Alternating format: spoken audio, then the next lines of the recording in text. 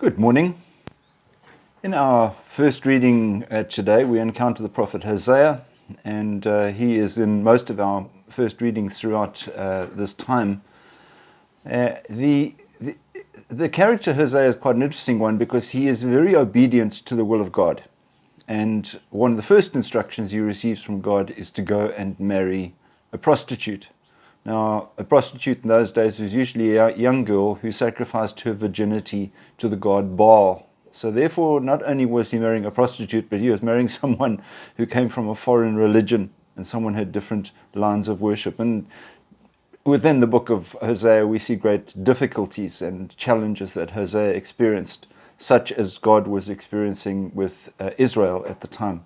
If you want a nice, juicy story, you can always find it in the Old Testament. So read the prophet Hosea. It's only 14 chapters long and quite an interesting story. In the Gospel today, we are looking at chapter 9 and 10. And the story that we have, or the focus we have today, is of Jesus going around and healing people.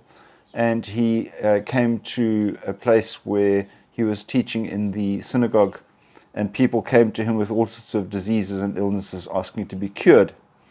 And it says, at the sight of the crowds, his heart was moved with pity for them because they were troubled and abandoned like sheep without a shepherd. And ironically, in these days, it's the shepherds that are also finding they haven't got sheep. So it's a great challenge for not only the sheep, but also for the shepherd. And it's a challenge that we're all wrestling with. But in all of this, God has compassion. And so he says to us, the harvest is abundant, but the laborers are few. So ask the master of the harvest to send out laborers for his harvest. So the laborers are being asked to go out and to gather. And that's you and I.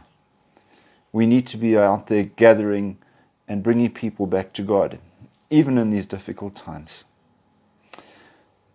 Talking of difficult times, we had another appeal for some clothing from Liz Walker, so you will find some contact details below this video. If you could please find any clothing items and make them available, it would be very good, because they desperately need them.